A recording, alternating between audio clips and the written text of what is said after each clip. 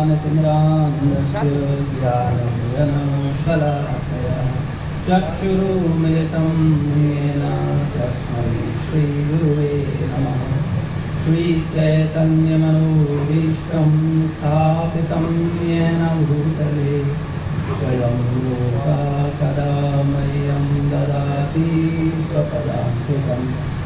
वन्देऽहं श्रीगुरो श्रीयुतपदकमलं श्रीगुरुं वैष्णवांश्च श्रीरूपं साग्रजातं सहगणरघुनाथान्वितं तं सजीवम् सावद्वैतं सावधूतं परिजनसहितं कृष्णचैतन्यदेवं श्रीराधा कृष्णपादः सहगणललिता श्रीविशाखान्वितांश्च। हे कृष्ण करुणा सिंधु दीनबंधु जगत्पते गोपेश गोपिका कांत राधाकांत नमोस्तुते। तप्त कांचन गौरांगी राधे वृंदावनेश्वरी वृषभानुसुते देवी प्रणमामि हरिप्रिये। वाञ्छाकल्पतरुभ्यश्च कृपा सिन्धुभ्येव च पतितानां पावनेभ्यो वैष्णवेभ्यो नमो नमः। जय श्री कृष्ण चैतन्य प्रभु नित्यानंद श्री अद्वैत गदाधर श्रीवासादि गौरभक्तवृंद। हरे कृष्णा कृष्णा कृष्णा हरे हरे हरे राम राम राम हरे हरे। नमो विष्णुपादाय कृष्णप्रेष्ठाय भूतले श्रीमते भक्तिवेदांत स्वामी नामिने। नमस्ते सारस्वतदेवे गौरवाणी प्रचारिणे निर्विशेषशून्यवादी पाश्चात्यदेशतारिणे।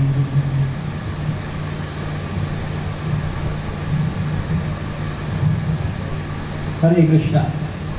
तो मंच पर उपस्थित दोनों स्वामी जी को प्रणाम है और विशेष रूप से हमारे श्याम शंकर उपाध्याय प्रभु जी जिनकी वजह से ये सुंदर आयोजन हो रहा है और हम लोग भगवान की पवित्र वाणी पर चर्चा करने का आप सब ने मुझे सौभाग्य दिया। इसके लिए हम आप सबको प्रणाम करते हैं और आप सबके प्रति आभार व्यक्त करते हैं। हम लोग बड़े भाग्यशाली हैं कि हमारा जन्म भारत भूमि में हुआ, लेकिन हमने अपने जन्म का पूरा लाभ नहीं लिया क्योंकि मानव जन्म बड़ा दुर्लभ है। बड़े भाग मानुस्तन पावा। ये बड़े भाग मानुस्तन पावा क्यों कहा गया? क्या हम में से कोई व्यक्ति बोलता है कि बड़े भाग मानुस्तन पावा? हर व्यक्ति को लगता है कि ये कमी रह गई जीवन में, मुझसे ज्यादा ये भाग्यशाली है क्योंकि ये मुझसे ऊंचे पद पर है। मुझसे ज्यादा ये भाग्यशाली है क्योंकि मुझसे ज्यादा इसके पास भौतिक सुविधाएं हैं। मुझसे ज्यादा इसके पास धन संपदा है, तो हम सोचते हैं ये ज्यादा भाग्यशाली है। संसार सोच में हम लोग भौतिक संसाधनों भौतिक पदों के आधार पर लोगों के भाग्य की गणना करते हैं, लेकिन वास्तविकता में तुलसी बाबा बता रहे हैं कि बड़े भाग मानुस्तन पावा। कौन भाग्यशाली है? तो इसके विषय में चैतन्य चरितामृत में वर्णन आता है, ब्रह्मांड भ्रमते कौन भाग्यवान जीव, गुरु कृष्ण प्रसाद पाए भक्ति लता भी। इस ब्रह्मांड में भ्रमण करने वाली अनंत जीवात्माएं। अगर हम इस हॉल की बात करें, इस प्रांगण की बात करें, तो यहाँ कितनी जीवात्माएं हैं? हम कहें कि 100 बैठे हैं, 150 बैठे हैं, ये नहीं, यहाँ पर भी असंख्य जीवात्माएं हैं। एक छोटे से क्षेत्र में भी असंख्य जीवात्माएं। और ब्रह्मांड की बात करें तो फिर अनंत। इनमें कोई भाग्यशाली जीव, कोई भगवान जीव गुरु और कृष्ण की कृपा से भक्ति का बीज प्राप्त करता है और वो अपने मानव जीवन को समझता है कि ये मानव जीवन मिला है भगवत धाम वापस जाने के लिए, जन्म मृत्यु जरा व्याधि से मुक्त होने के लिए, केवल संसार के भौतिक पद भौतिक सुविधाएं प्राप्त करने के लिए नहीं। मैं संसार के भौतिक पद भौतिक सुविधाओं का सम्मान करता हूँ, उनकी उपेक्षा नहीं करता, लेकिन उनमें फंसना मानव जीवन का लक्ष्य नहीं है। प्रारब्धवश प्राप्त हो जाए तो ठीक है, लेकिन उनके लिए कठिन संघर्ष किया जाए ये मूर्खता है। ईश्वर व्यवस्था से जो मिला है उसको स्वीकार करें। तो चैतन्य महाप्रभु की परंपरा में ये सारे सिद्धांत है। ये चैतन्य चरितामृत का बयान है जो मैं बोल रहा था।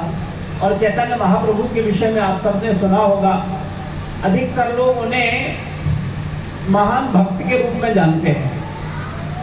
आप में से कितने लोग ये जानते हैं कि चैतन्य महाप्रभु स्वयं श्री कृष्ण है, स्वयं परम भगवान है? ये कितने लोग जानते हैं? हाथ खड़ा करें।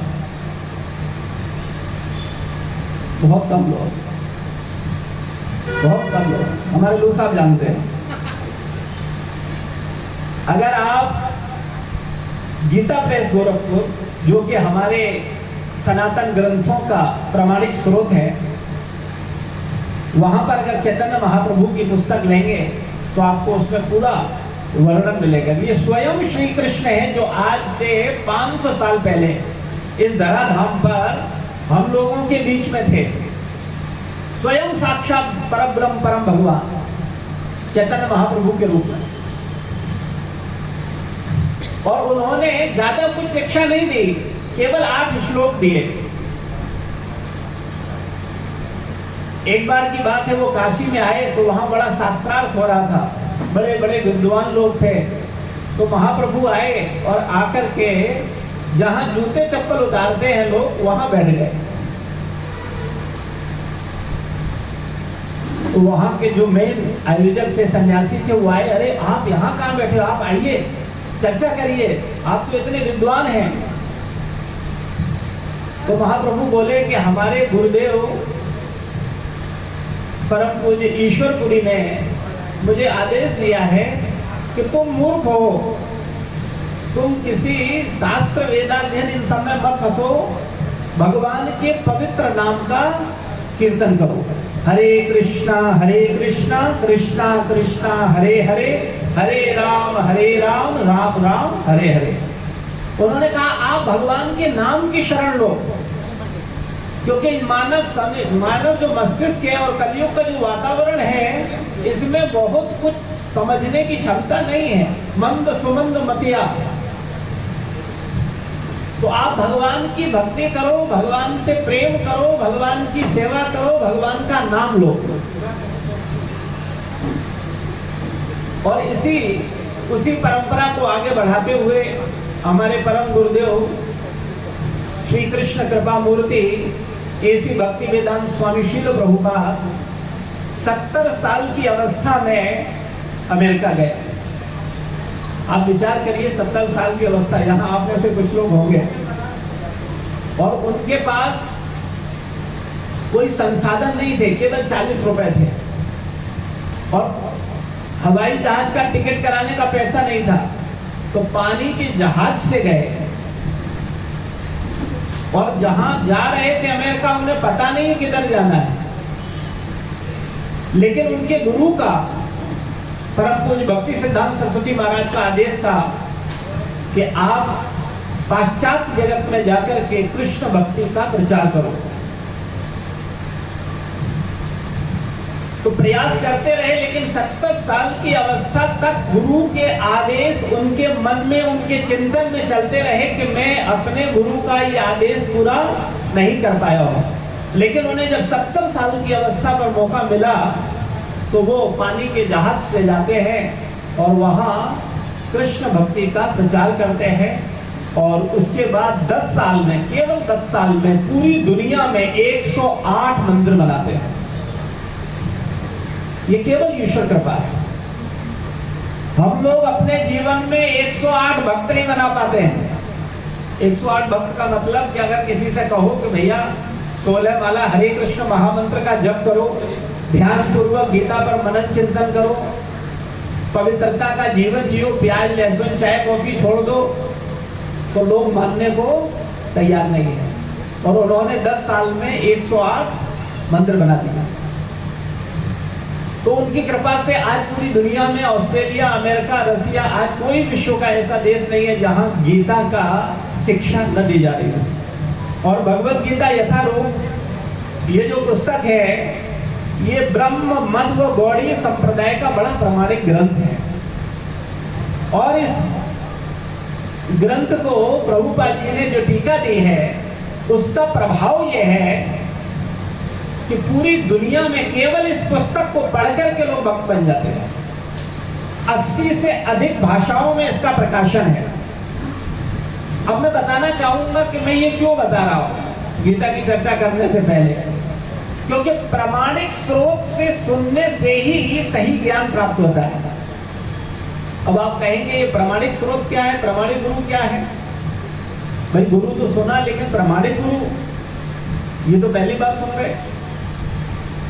प्रामाणिक का मतलब होता है जिसका परंपरा हो, उनके गुरु के गुरु के गुरु के गुरु के गुरु, यानी भगवान कृष्ण तक पहुंचे। ये परंपरा है, प्रामाणिक परंपरा। 4 प्रामाणिक परंपराएं हैं हमारे सनातन धर्म में, जिनका वर्णन शास्त्रों में है।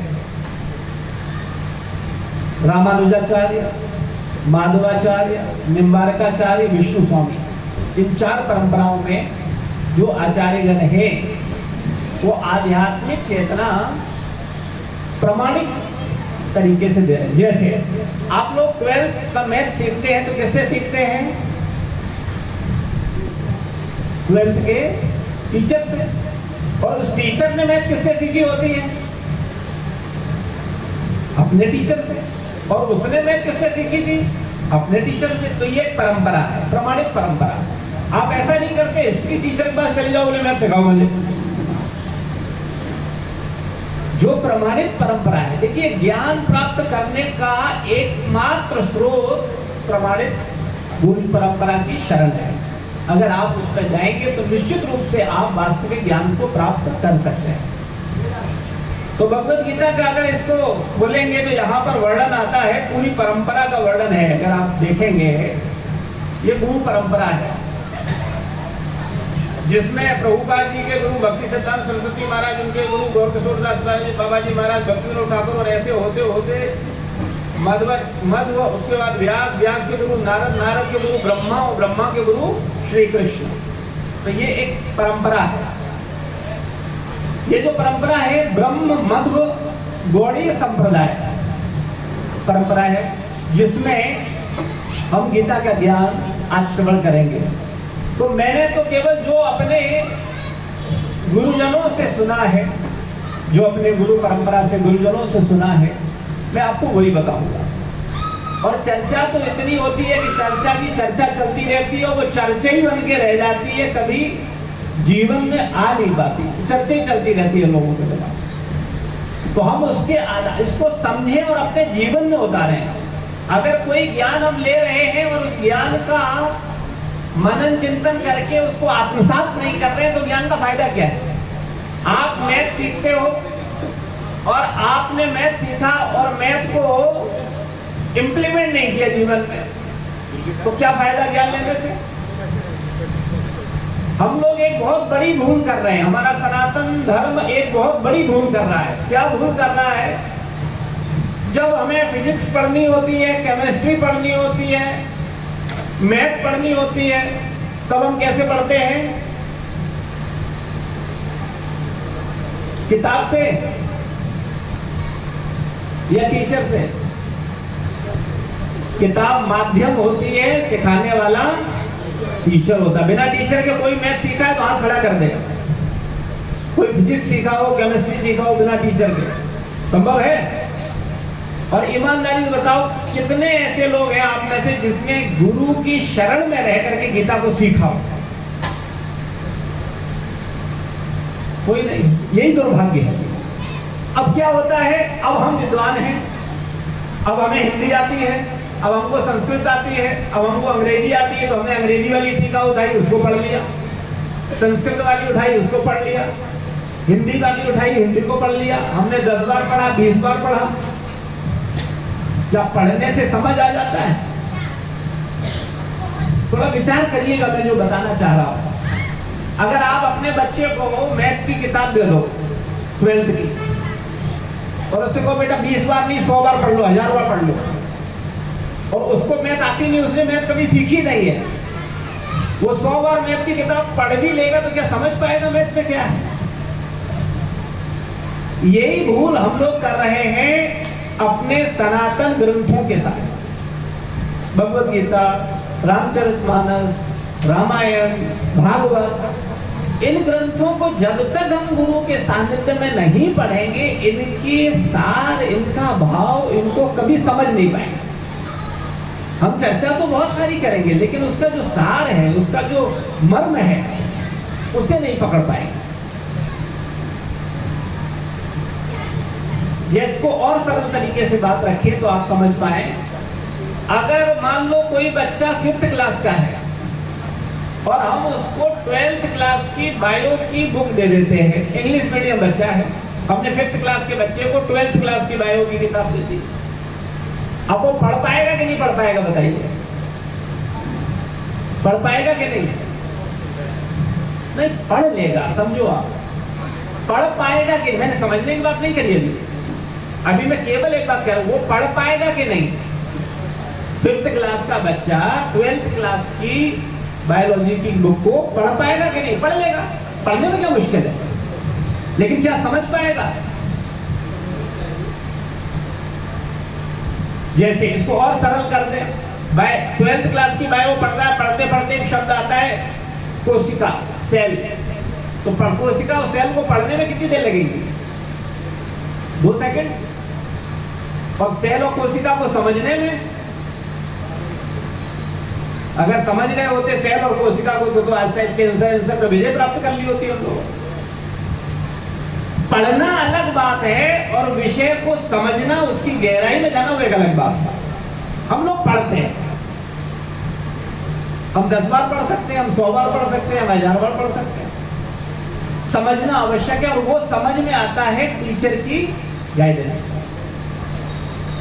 तो गीता में 5 विषय हैं, 5 तत्वों को भगवान ने समझाया। 18 अध्याय हैं और 700 श्लोक हैं। इन 700 श्लोकों में भगवान ने 5 तत्वों को समझाया है हम लोगों को। तो गीता की चर्चा करने से पहले मैं आप सबसे प्रश्न हमेशा पूछता हूं, मैं यहां सत्य बोलूं या जो आपको अच्छा लगे वो बोलूं?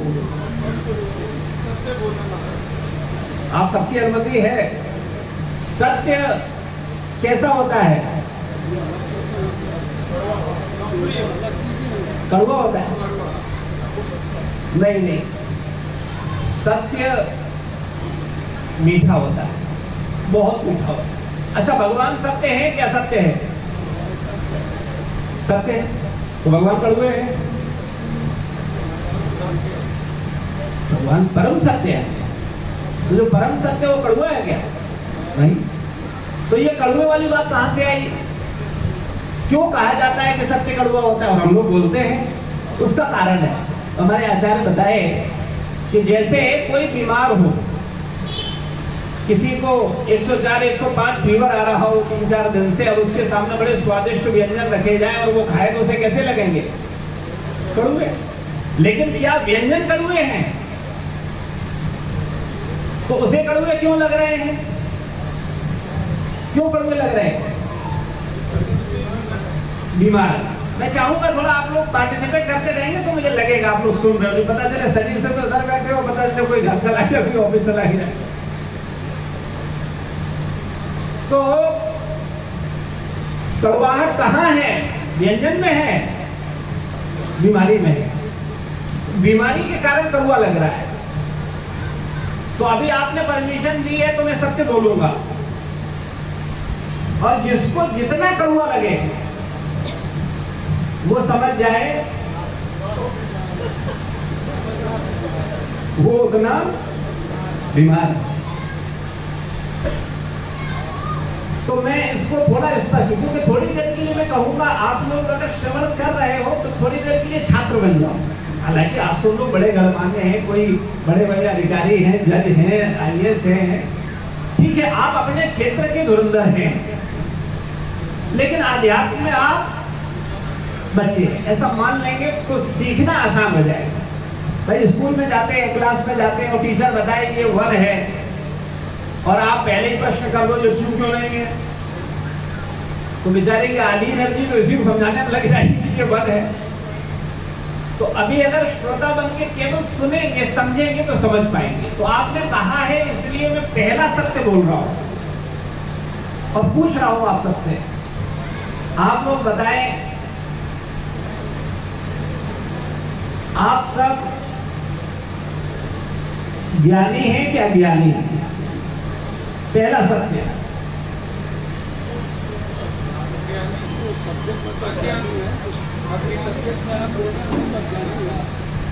तो आप में से स्वीकार, कितने लोग स्वीकार कर रहे हैं कि हम अज्ञानी हैं? धन्यवाद। अभी आसान हो जाएगा मुझे बताना, क्योंकि अगर हम ज्ञानी मानेंगे तो फिर मुश्किल हो जाएंगे, फिर तो चर्चा में चर्चा चलेगी और हम किसी निष्कर्ष पर पहुंचने वाले नहीं होंगे, डिस्कशन चलता रहेगा। तो अगर आप ये स्वीकार कर रहे हैं कि आप अज्ञानी हैं, तो इस बात का अफसोस आपको है कि नहीं है कि आपने अपने जीवन का, मानव जीवन का आधे से ज्यादा, बल्कि बिल्कुल अंतिम पड़ाव पे हम कुछ लोग, पता नहीं कभी भी हरिबोल हो सकता है, और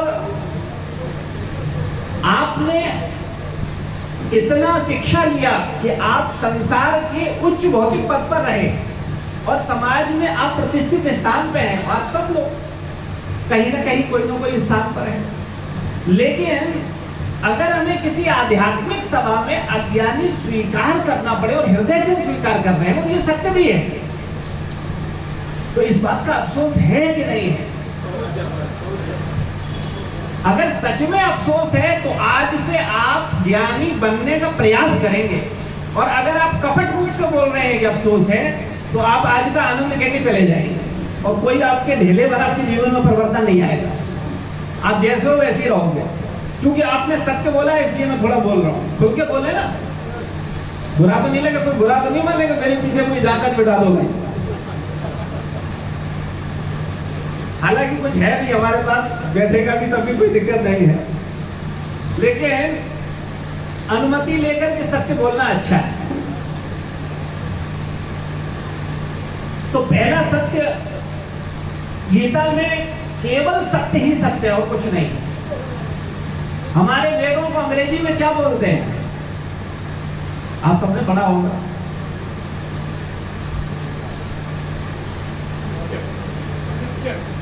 और भी कुछ बोलते हैं। कोई बोल रहा था मैथोलॉजी सही शब्द है, बोलते हैं ऐसा, दिया है ऐसा। वेद का मतलब होता है ज्ञान। भौतिक शिक्षा जो हम ले रहे हैं वो सत्य है कि असत्य है? जो भौतिक शिक्षा हम लोग ले रहे हैं वो सत्य है कि असत्य है? आपसे मैं पूछना चाहता हूं, जिसमें हमने अपने जीवन के 20-30 साल दिए, वो सत्य है कि असत्य है? दो ही मत होंगे भाई, कुछ लोग कहेंगे सत्य है, कुछ लोग कहेंगे असत्य है। तो मैं चाहूंगा आप में से कितने लोग बोलते हैं कि भौतिक शिक्षा सत्य है? वो हाथ खड़ा करें, ठीक है। और कितने लोग बोलते हैं भौतिक शिक्षा असत्य है? एक दो लोग, और कुछ लोग कंफ्यूज हैं, क्या कहें, सत्य कहें कि सत्य कहें? तो पहले सत्य समझ लें तो आंसर देना आसान हो जाएगा। सत्य का मतलब होता है जो हमेशा से है और हमेशा रहे, उसी को तो सत्य बोलोगे। ठीक बात है कि नहीं? सत्य का मतलब क्या है? जो हमेशा से है और हमेशा रहे, उसी को सत्य बोलोगे। तो ये जो भौतिक शिक्षा है ये हमेशा से और हमेशा रहती है। बाबा जो पढ़ता है वो पोता नहीं पढ़ता, सिलेबस चेंज, कोडिंग कितनी चीजें नहीं आ गई अभी, हाँ हमारे जमाने में। यानी भौतिक शिक्षा 50 साल बाद बदलती रहती है। 50 साल पहले जैसे डॉक्टर ऑपरेशन करते थे आज ऐसे ही कर रहे हैं। कितनी चीजें बदली, अभी आगे रोबोटिक पता नहीं क्या क्या और होगा। यानी भौतिक शिक्षा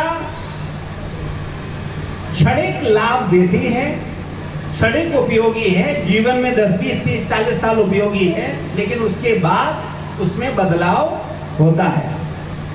लेकिन आध्यात्मिक शिक्षा, गीता आपके दादा के दादा के दादा भी पढ़े थे वही, और आपके नाती के नाती के नाती भी पढ़ेंगे, एक शब्द भी इधर से उधर होगा,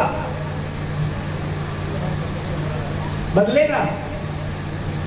क्यों नहीं बदलेगा? टीका नहीं, ना ना ना, देखो मैंने एक चीज कही, कोई भी व्यक्ति आजकल भारत में तो वैसी स्वतंत्रता प्राप्त है, जिसको जो मना है सो लिखते हैं, उसमें क्या मुश्किल है? यही तो मूर्खता है संसार की। और समस्या सबसे बड़ी यह है कि हम लोग उन मूर्खताओं को पढ़ते और समझते भी हैं। मैं इसलिए बोल रहा हूँ ये बात, मैं मूर्ख बड़े गर्व के साथ बोल रहा हूँ, बिना पूरी जिम्मेदारी लेकर के।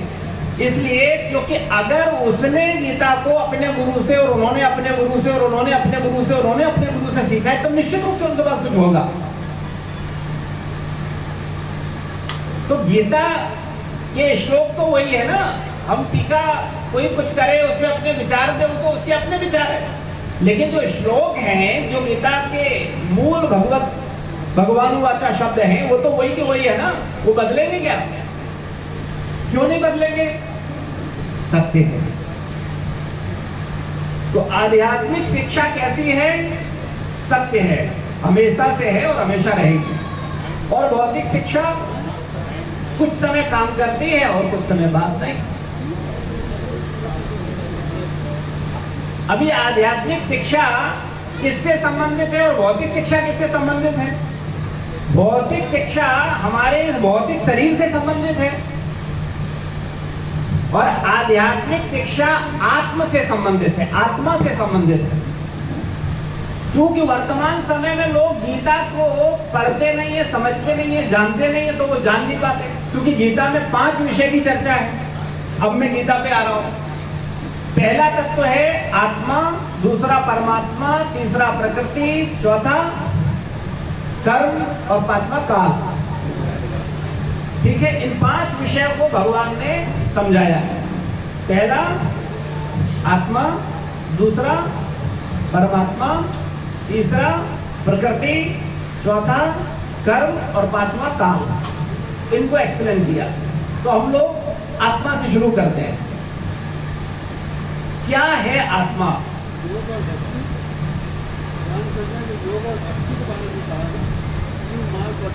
अभी हम चलेंगे स्टेप बाय स्टेप चलेंगे, क्योंकि योग और भक्ति तब हमें समझ आएगा जब हम ये जाने कि वास्तविकता में ये आत्मा क्या है और क्या करना है और क्या विधान है और क्या शास्त्र कह रहे हैं।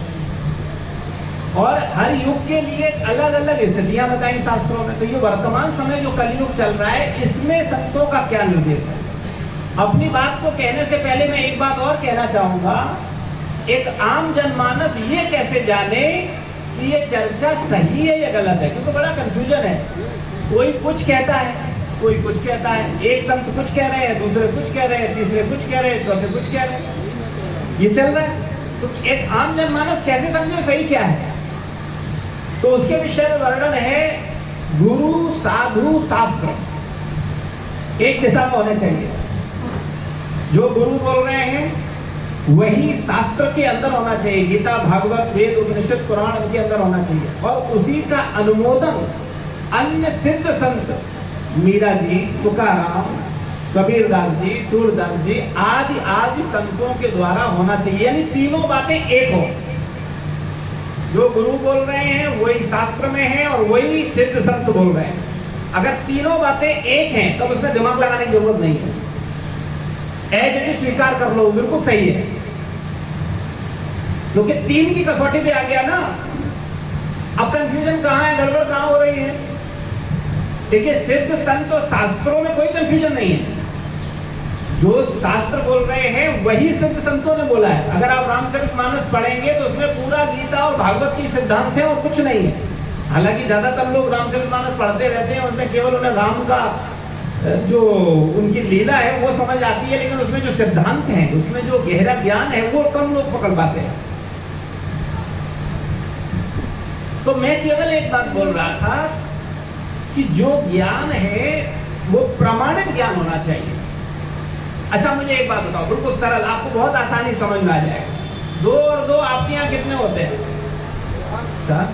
आपके यहाँ ऑस्ट्रेलिया में, अमेरिका में, रसिया में, सब जगह 4 ही है। ठीक, अभी हम पूछते हैं भगवान कौन है? अभी एक आंसर मिलेगा? मैं आपसे पूछ रहा हूं, यहीं बैठे लोग एक आंसर नहीं देंगे। कितने आंसर हो गए? कारण छोटे छोटे शब्दों की चर्चा कर लें। भक्त कौन है? भक्त क्या है? एक आंसर मिलेगा?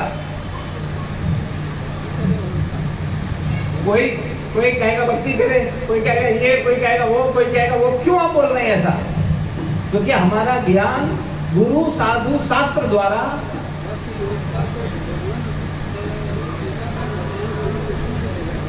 बिल्कुल जो गीता में कहा है बिल्कुल सही है। गीता के आधार पर कोई बोले तब तो वो अच्छा है, वो तो सही है। जैसे भगवान ने बोला बहुना नाम जन्मांते ज्ञानवान प्रपद्य वासुदेव सर्वति सम महात्मा दुर्लभ। महात्मा बताया उसको कि महात्मा है, महात्मा की परिभाषा दी। भक्ति के विषय कहने का मतलब है भगवान के आधार पर कोई बोले कि गुरु साधु शास्त्र के अनुसार, वो तो सही है, लेकिन जो हम अपने विचारों से परिभाषा दे देते हैं वो कंफ्यूजन क्रिएट करती है। और आज हम अगर देखें तो लोग अपने विचार तुरंत दे देते हैं, लेकिन गणित में विचार नहीं देते। 2 और 2 4 में कोई ये नहीं बोलेगा 5 होते हैं। क्यों अपना विचार नहीं देते? क्योंकि उन्होंने गणित को टीचर की गाइडेंस में पढ़ा है और गीता को टीचर की गाइडेंस में नहीं पढ़ा है, इसीलिए आंसर अलग आ रहे हैं। भाई परब्रह्म परमात्मा तो एक ही है ना, या 2 4 हैं? एक ही है। अब वो कौन है? तो आप में से कुछ लोग कहेंगे अरे पूरी दुनिया में सबसे अधिक लोग तो गॉड को मानने वाले हैं, ईसाई धर्म के लोग हैं। तो कुछ लोग कहेंगे नहीं, उसके बाद पूरी दुनिया में सबसे ज्यादा अल्लाह को मानने वाले लोग हैं। तो अल्लाह, गॉड, भगवान अलग अलग है कि एक ही है? एक ही है ना। ये कौन है?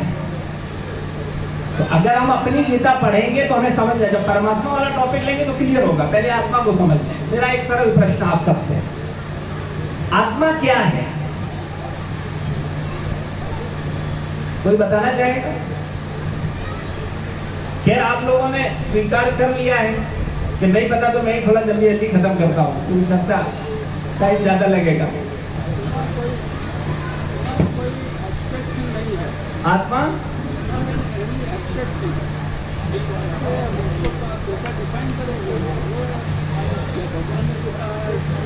देखिए बड़ा सरल है, हम लोग पता नहीं क्यों इतना जटिल कर देते। बिल्कुल सरल है, बहुत सरल। क्या है आत्मा? कौन है आत्मा? आत्मा कौन है? कहां है?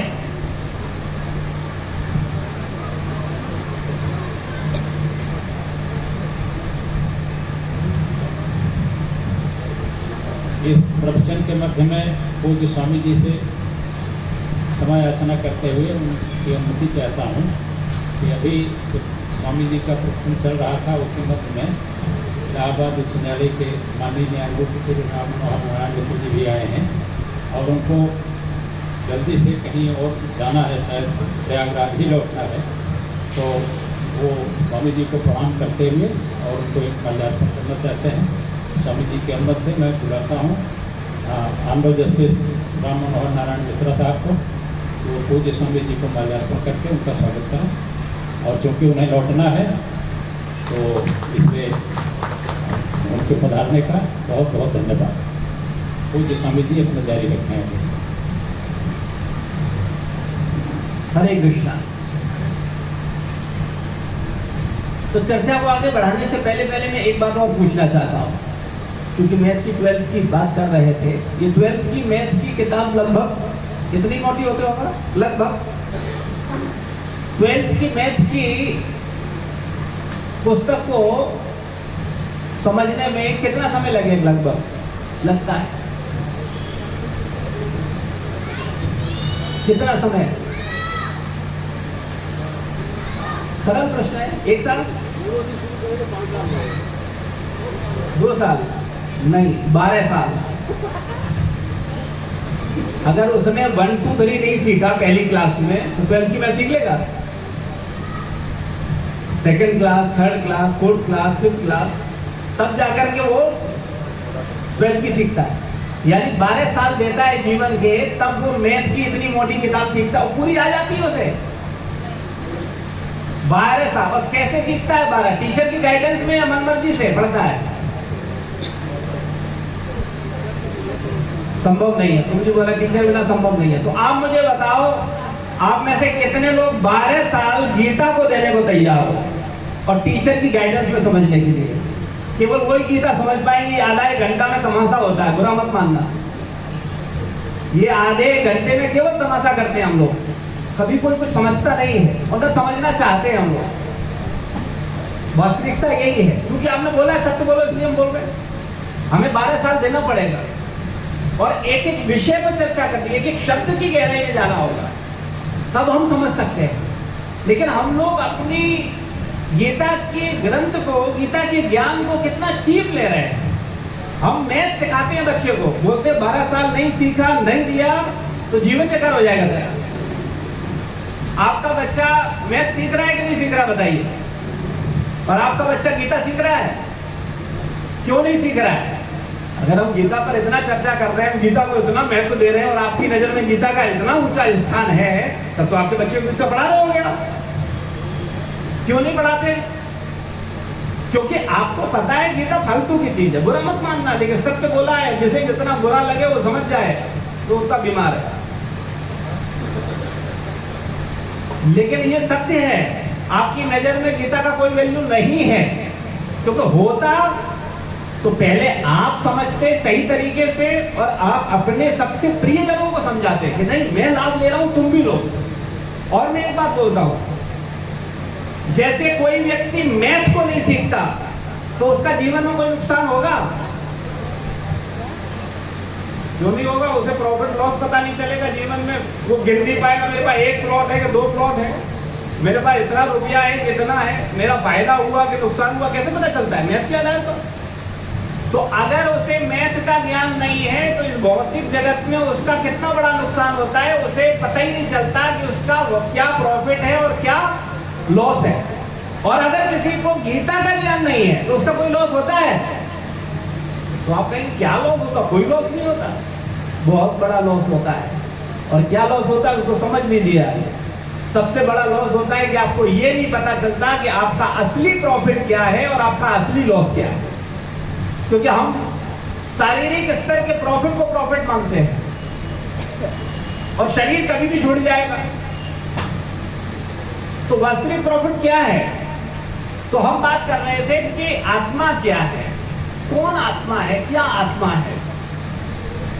हम लोग जब आत्मा की बात चलती है या आत्मा का प्रसंग आता है तो हमारे मन में तुरंत 2 चीज उत्तर आते हैं। आत्मा परमात्मा का अंश है, आत्मा सदा से है, सदा रहेगा, आत्मा शाश्वत है, ईश्वर का अंश है। और इसके बाद आत्मज्ञान की चर्चा लगभग पूरी हो जाती है। लेकिन अगर डीप में जाएंगे तो हम देखेंगे कि कोई और आत्मा नहीं, मैं ही आत्मा हूं। जो हम अपनी पहचान अपने शरीर से कर रहे हैं, ये मेरी वास्तविक पहचान नहीं है, ये मेरी सत्य पहचान नहीं है। वास्तविकता में मैं आत्मा हूं, अहम ब्रह्मास्मि, मैं ब्रह्म हूं। मैं डीएम नहीं हूं, मैं जज नहीं हूं, मैं पुरुष नहीं हूं, मैं स्त्री नहीं हूं, मैं ब्राह्मण नहीं हूं, मैं क्षत्रिय नहीं हूं, मैं वैश्य नहीं हूं, मैं शूद्र नहीं हूं, मैं ब्रह्म हूं, मैं आत्मा हूं। लेकिन ये बात हम लोग समझते नहीं है, क्योंकि ये समझें, इस पे चर्चा करें तो ब्रह्म के स्तर पर कार्य करने का प्रयास करें।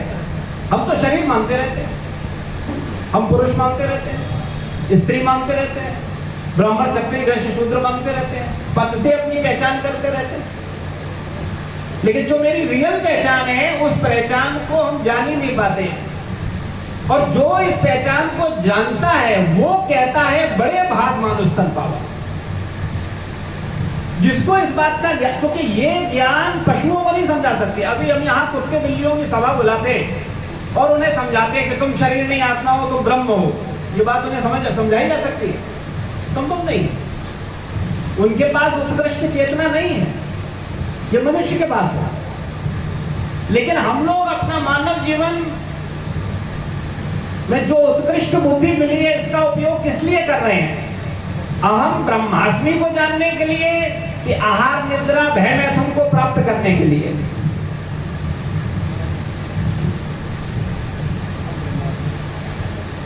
अगर ईमानदारी से हम उत्तर देंगे तो पता चलेगा हम ब्रह्मास्मि के लिए कोई खास प्रयास नहीं कर रहे और सारी चेतना लगा रखी है हमने आहार निद्रा भय मैथुन में। तो आहार निद्रा भय मैथुन तो पशु भी कर रहे हैं। उनके पास तो कोई शिक्षा नहीं है, कोई कॉलेज नहीं, कोई यूनिवर्सिटी नहीं, कोई मैनेजमेंट कॉलेज नहीं, कोई पद नहीं है, लेकिन वो बढ़िया तरीके से आहार निद्रा भय मैथुन करते हैं। और हम बहुत शिक्षा लेते हैं, अपने बच्चों को बहुत ऊंची ऊंची शिक्षाएं देते हैं, और उसके बाद बच्चा और हम मिलकर क्या करते हैं पूरे जीवन? आहार निद्रा भय मैथुन। तो इतना समय हमने 20-25 साल किस लिए दिया? केवल अपने आहार निद्रा भय मैथुन के स्तर को ऊंचा करने के लिए। क्या मानव जीवन का यही उपयोग है? क्या मनुष्य जीवन हमें इसीलिए मिला है कि हम संसार के बड़े बड़े पद प्राप्त कर लें, बड़े सुंदर सुंदर घर, बड़ी सुंदर सुंदर संपत्ति प्राप्त कर लें, और फिर अचानक कभी भी छवि छोड़ के चले जाएं और पशु योनि में ट्रांसफर हो जाएं? हम जानते ही नहीं हम है कौन। मैं एक सरल सा उदाहरण बताऊं। एक बार बात चल रही थी तो मैं बोला, मेरा प्रयास रहता है बहुत सरल चर्चा होनी चाहिए, तो क्लिष्ट नहीं होनी चाहिए। बहुत चर्चाएं तो बहुत है, लेकिन बड़ी सरल। आज के समय में लोगों को ये इच्छा होती है कि मेरे परिवार में भी किसी का फोटो या किसी की मूर्ति किसी चौराहे पे लग जाए, और लगती है तो लोग बड़े गौरवान्वित होते हैं। जिसकी लगती है वो भी, और जिसके परिवार की लगती है वो भी। लेकिन मुझे एक चर्चा है, एक विचार है, आप विचार करिए। वो तो शरीर छोड़ दिया, जिसका शरीर के स्टेचू हमने लगाया, ठीक बात है। और एक सत्य घटना बताएं। एक बार की बात है, ऐसे ही एक स्टेचू लगा हुआ था, और उनका उस स्टेचू का जो व्यक्तित्व था, उसका जन्म दिवस था। तो उसके जो अनुयायी थे, फॉलोअर थे, वो पहुंचे और उसको माला पहना रहे थे, और बूंदी के लड्डू लेके गए थे। तो मूर्ति के आगे बूंदी के लड्डू रख रहे थे, और बाद में वहां जो लोग थे उन्होंने प्रसाद दिया, और प्रसाद खा के कुछ लोगों ने छोड़ दिया। तो वहीं पर एक कुत्ता धोना चाहता था, तो एक फॉलोअर आया, उसने लात मारी कुत्ते को और वहां से भगा दिया। तो वहां एक दिव्य चेतना के संत भी थे, वो बड़ी जोर से आते हैं। तो बोले, अरे इस कुत्ते को लात पड़ी। उनका शिष्य बोला, वो महाराज आप हंस रहे हो, जीव पर करुणा होनी चाहिए। और आप बोले, अरे ये कुत्ता यही है जिसकी मूर्ति लगी है।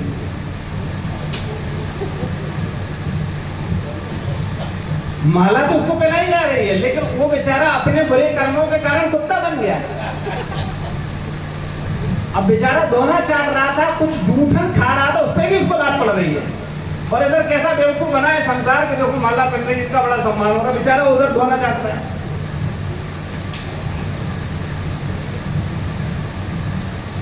ये वास्तविकता है, जीवन की सत्य है, सत्यता है। हम इसे समझें। हम शरीर नहीं है, हम आत्मा है, हम हमेशा से हैं और हमेशा रहेंगे। ये जो शरीर प्राप्त है, ये कितने दिन के लिए आपके पास? आप में से कोई बताएगा? डेट ऑफ मैन्युफैक्चरिंग पता है, डेट ऑफ एक्सपायरी पता है, हर प्रोडक्ट पे लिखा होता है। हम लोगों को नहीं पता है। आज एक्सपायर हो सकता है कि नहीं, कितने लोग आज रात सोए और सुबह उठे नहीं, गूगल पे डालना पता चल जाएगा। रात में सोए, उन्होंने पता नहीं था, वो भी ऐसे सोए थे कि कल सुबह उठेंगे, ये काम करेंगे, वो काम करेंगे, सुबह नहीं उठ पाए। कहने का तात्पर्य केवल इतना सा है कि हम समझे मैं हूं कौन। सारा अज्ञानता यही है, क्योंकि हम जान ही नहीं रहे हम हैं कौन। हम अपनी पहचान अपने नाम, अपनी जाति, अपने शरीर से कर रहे हैं, अपने पद से कर रहे हैं। कई बार किसी को जब बार बार कोई चीज बोली जाती है तो बेचारा सोचने लगता वो है। देखिए क्या ऐसा है, किसी को पांडे जी पांडे जी पांडे जी बोलते रहो तो बोलता हम पांडे हैं। अरे पांडे थोड़े ही भैया, पांडे माँ के घर में पहुंचा तो पांडे हो गया, यादव माँ के घर में पहुंचता तो यादव हो जाता, मुस्लिम माँ के घर में पहुंचता तो मुस्लिम हो जाता। पांडे थोड़े ही है। लेकिन पांडे इतनी बार सुन लिया कि पांडे बन गया। पुरुष इतनी बार सुन लिया कि पुरुष बन गया। स्त्री इतनी बार सुन लिया कि स्त्री बन गए। क्या हम पुरुष हैं, क्या हम स्त्री हैं? आप बताइए, क्या ये सही पहचान है? क्या आप पुरुष हैं?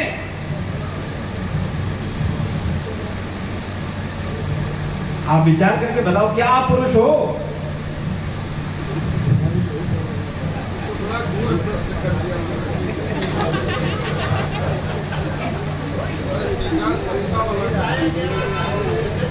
बहुत से लोग हंस रहे हैं कि अरे भाई पुरुष भी तो क्या है।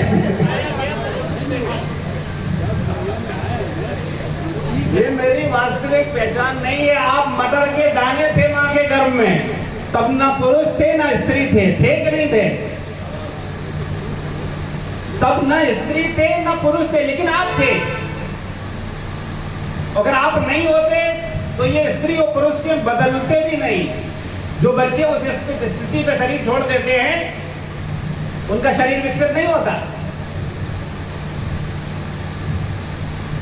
लेकिन हम अपनी पहचान पुरुष से करते हैं, स्त्री से करते हैं, ये भी झूठी पहचान। तो मैं कौन हूं? अहम ब्रह्मास्मि, मैं ब्रह्म हूं।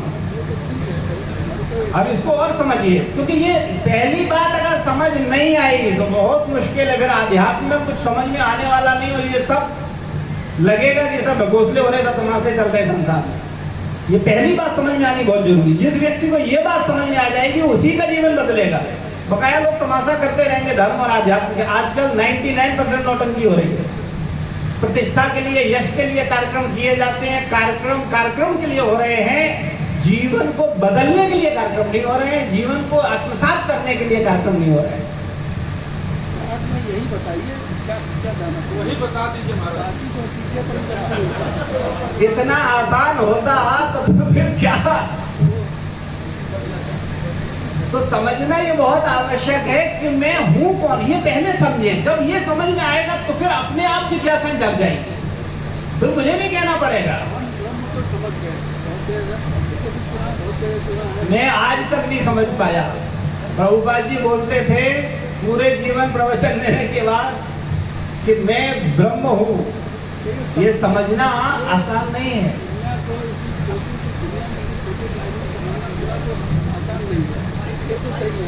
हर कोई आदमी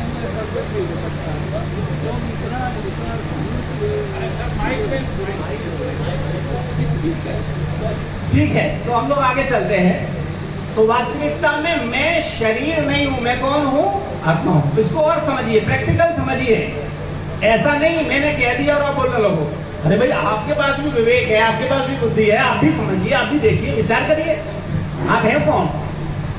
मैं केवल आपको आपसे मिलवा रहा हूं। और ये कार्य आपने अपने पूरे जीवन नहीं किया। 50-60 साल निकाल दिए जीवन के। मैं हूं कौन? देखो एक सरल सी बात बताइए।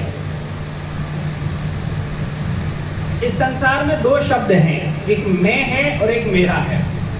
मैं से मेरा आता है, मेरा से मैं आता है। मैं से मेरा, बिल्कुल सही। मैं है तो मेरी पत्नी है, मेरा बच्चा है, मेरा घर है, मेरा मकान है, मेरी फैक्ट्री है। और अगर मैं नहीं है तो मेरा नाम की चीज दुनिया में नहीं है। तो मैं और मेरा ये दोनों अलग अलग हैं या एक है? अलग है ना भाई, मेरी पत्नी अलग हुई, मैं अलग हुआ, मेरा बच्चा अलग हुआ, मैं अलग हुआ, तो मैं अलग है और मेरा अलग है। अब मेरा प्रश्न है आपसे, ये जो शरीर है आपका, ये मैं है कि मेरा है? कितने लोग बोलते हैं शरीर मैं है? वो हाथ खड़ा करें। 1 2 और कोई 3, ठीक। अब कितने लोग बोलते हैं शरीर मेरा है? वो हाथ खड़ा करें। ठीक है, आप दोनों पे कर रहे हैं, मैं पे भी।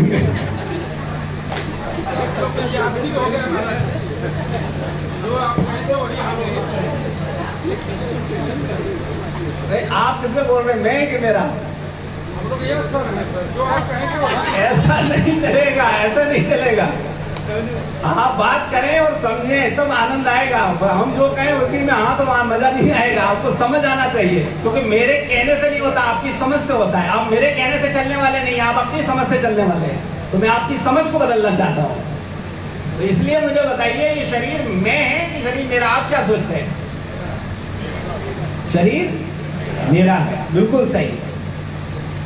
लेकिन क्या हम शरीर को मेरा मानते हैं या शरीर को मैं मानते हैं? पूरे जीवन हम शरीर को मैं मानते हैं, लेकिन वास्तविकता यह है कि शरीर मैं नहीं है, शरीर मेरा है। और हम डेली बोलचाल में बोलते हैं, हम क्या बोलते हैं? मेरा हाथ, मेरा सर, मेरा पैर, मेरा शरीर।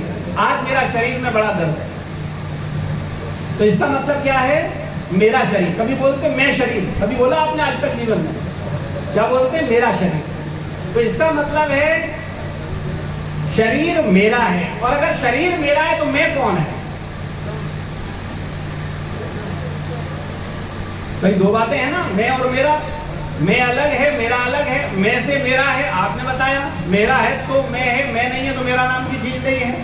तो अब शरीर मेरा है तो मैं कौन है? हाँ, आत्मा, मैं। तो मैं कौन हूं? शरीर की आत्मा? आत्मा। अब इसको और समझिए, बहुत सरल तरीके, बिल्कुल सरल तरीके से, बहुत ज्यादा ज्ञान में मत जाओ, बिल्कुल सरल। आप संसार में जो कुछ देखते हो, कौन देखता है?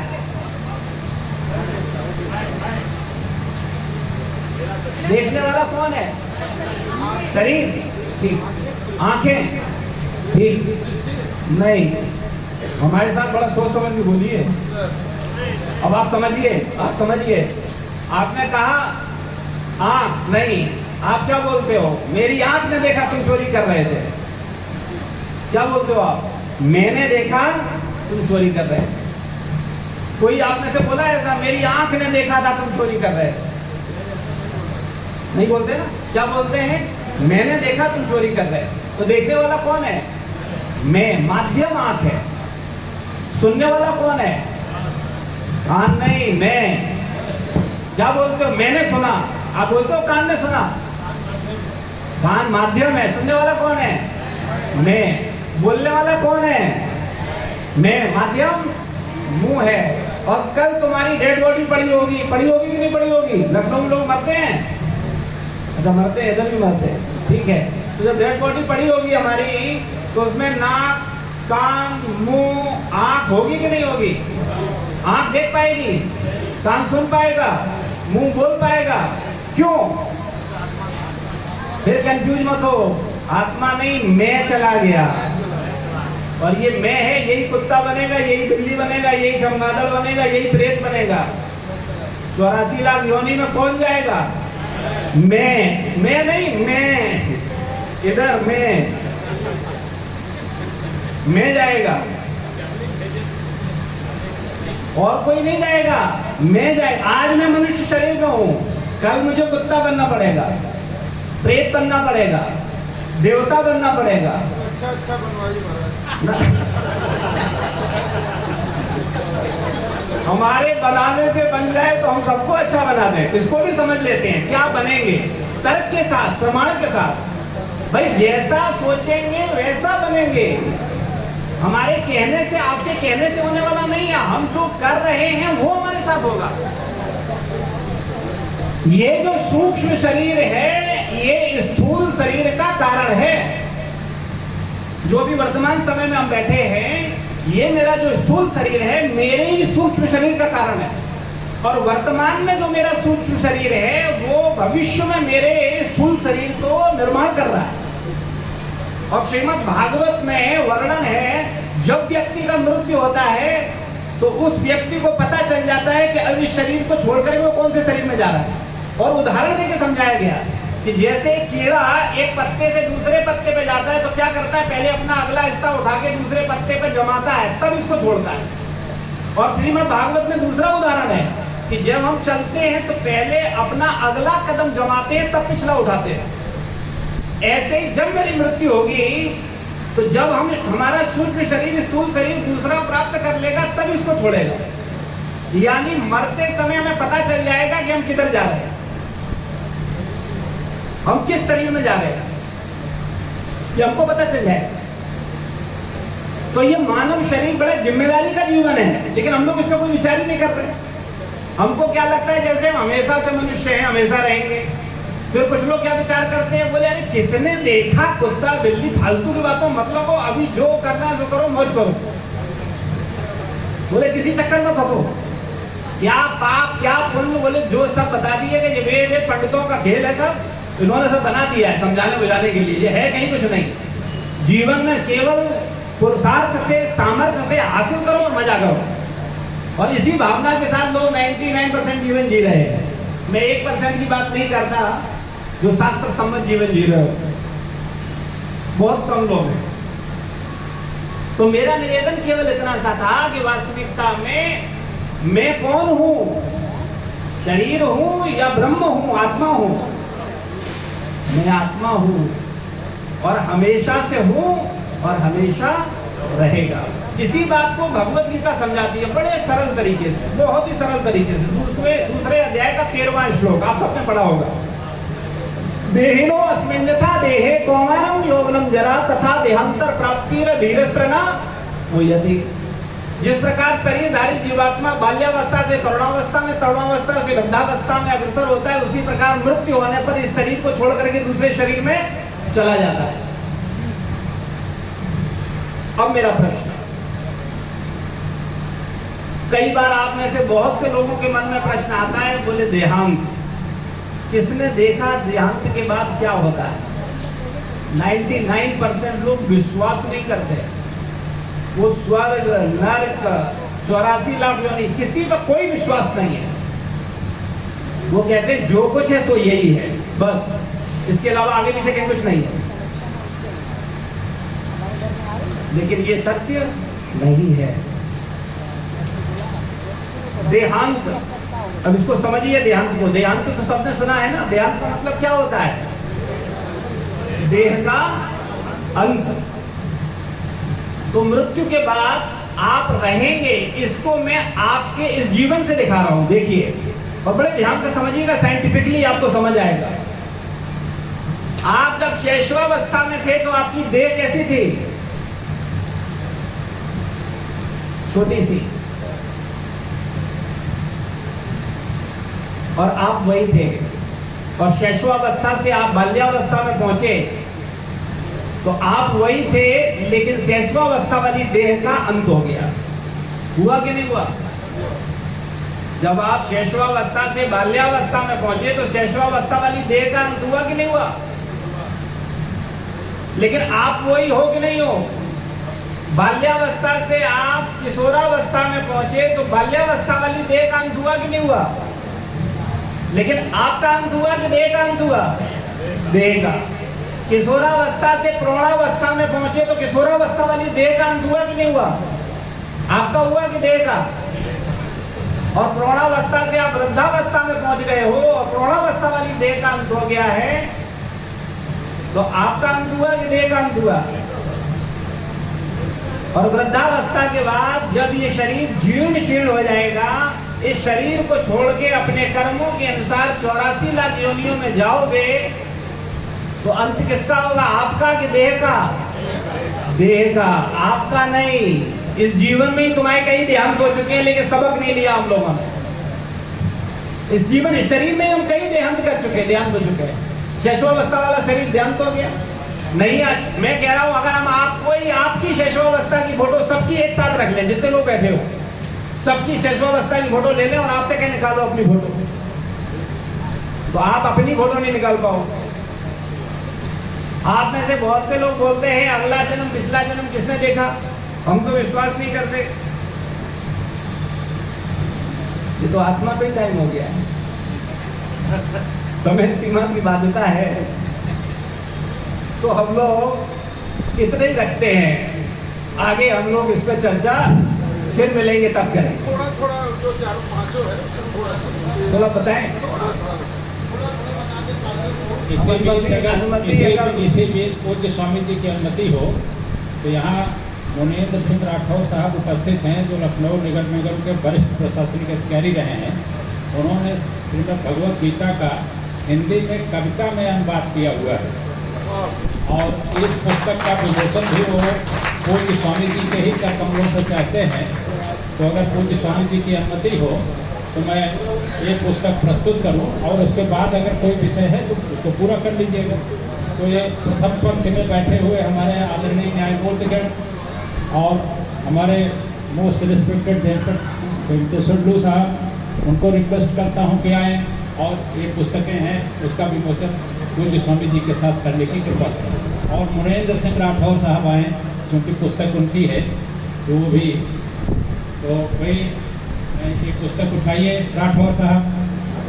तो साहब आइए, हाँ बहुत अच्छी लिखा है इन्होंने, तो आ जाइए। जय साहब पांडे जी, जय साहब अवस्थी साहब, श्रीवास्तव साहब और रमणी साहब को रिक्वेस्ट करता हूँ प्लीज